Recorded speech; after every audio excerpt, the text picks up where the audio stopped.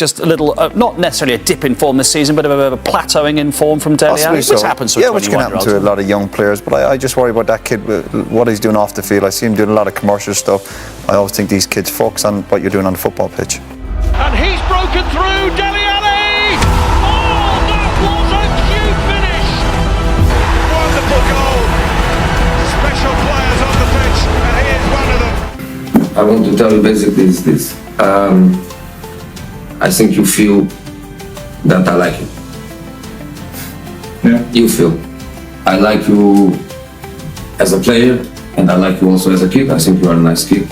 Dele Alli once symbolized everything bright about English football, a fearless midfielder who brought creativity, energy, and swagger to the pitch. At just 20 years old, he was one of the Premier League's most exciting young talents, scoring goals for Tottenham Hotspur and earning regular England call-ups. Fans believed he was destined to become a global superstar, but few short years later, Dele vanished from the spotlight, his name replaced by questions and concern.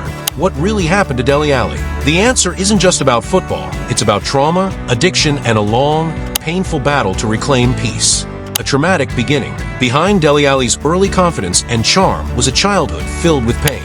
He was born in Milton Keynes, England, to a Nigerian father and an English mother, but his early years were far from stable. At the age of 6, Dele was sexually abused by a close friend of his biological mother, an experience that would silently shape the rest of his life. His mother struggled with alcoholism, and his father eventually moved back to Nigeria, leaving Dele in a chaotic environment. Hoping to correct his behavior, his family sent him to Nigeria for a brief period of discipline, but it only deepened his feelings of abandonment. By age 7, Dele had started smoking, and by 8, he was already dealing drugs on the streets, an unimaginable reality for a child. Everything changed when he was adopted at age 12 by Alan and Sally Hickford, a family who provided the structure and love he desperately needed. They became his true parents, guiding him toward football and giving him the chance to believe in himself again. Rise in football and early success.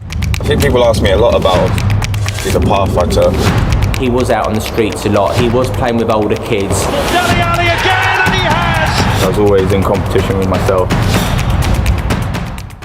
Under the Hickfords' care, Dele found focus and direction. His talent quickly became impossible to ignore. He joined Milton Keynes Dons Academy and made his professional debut at just 16. Scouts from major clubs soon took notice, and in 2015, Tottenham Hotspur signed him. At Spurs, Dele's rise was meteoric. Under Mauricio Pochettino, he became a key player almost instantly. By the 2016-17 season, he had scored 18 Premier League goals, earning the PFA Young Player of the Year award twice in a row.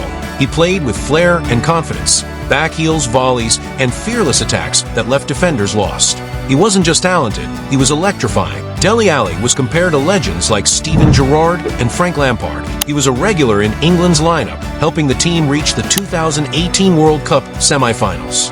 Everything seemed perfect, at least from the outside, the start of the decline, but success can hide deep cracks.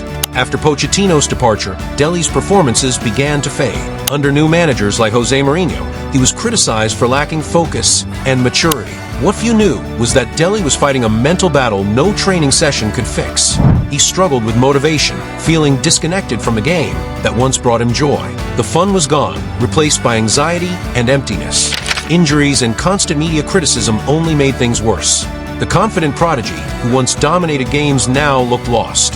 In 2022, Tottenham loaned him to Besiktas in Turkey. It was supposed to be a chance for revival, but instead, his injuries worsened. His time there was marked by frustration and inconsistency, mental health, addiction, and rehab. Behind the scenes, Dele was in crisis.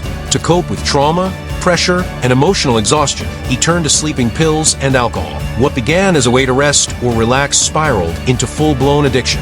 In a 2023 interview with Gary Neville, Dele revealed he had been losing the battle and even considered retiring at just 24 years old. Despite his fame and wealth, he felt completely broken inside. The interview shocked fans, not because of the confession itself, but because of how deeply human it was. A reminder that pain doesn't disappear just because you're successful. Realizing he needed help, Dele checked himself into a rehab facility in the United States, where he spent 6 weeks addressing his mental health, addiction, and unresolved trauma. It was the most important decision of his life, a step toward healing that many athletes never take publicly. Recent career struggles. After returning from rehab, Dele joined Everton, hoping for a fresh start. But but his fitness issues and loss of form continued. His body had taken toll, and his mind was still recovering. In early 2025, he signed an 18-month contract with Como, an Italian club in Serie B. Many fans saw it as a chance for redemption, a peaceful environment to rebuild. But fate had other plans. In his debut match, Dele received a red card just 10 minutes after coming on, and that single moment seemed to capture the frustration of his entire journey. A few months later, in September 2025, Como terminated his contract by mutual agreement. The club said he wanted more playing time, but it was clear that Dele was still searching for purpose beyond football, legacy and reflection. Today, Dele Alli's story is more about resilience than failure. He has chosen to speak openly about his trauma and addiction, topics many athletes avoid. By sharing his truth, he's helping break the stigma around mental health in sports. The contrast between his early promise and current struggles is heartbreaking. Once hailed as the future of English football, Dele's career became a reflection of how deeply childhood trauma and emotional pain can shape a person's life. But his courage to face it publicly shows immense strength. He's not the same player he once was, but he's becoming something more meaningful, a voice for those suffering silently. Dele Alli's story isn't over. Whether he returns to football or walks a different path, his honesty has already inspired millions. It reminds us that athletes aren't superheroes. They're humans with scars, stories, and struggles. What happened to Dele Alli isn't just a sports story, it's a human one. From abuse and addiction to fame and fall, his journey is a mirror reflecting the unseen battles behind bright lights and trophies. He was once a boy with the world at his feet, now a man learning to stand again, this time for himself. Dele's message is simple but powerful. Healing takes time, pain has purpose, and no matter how far you fall, there's always a way back. Even if the game moves on, the world will never forget the brilliance and the bravery of Dele Alli. If you enjoyed this breakdown, make sure to like, share, and subscribe to the channel for more inspiring stories from the world of football.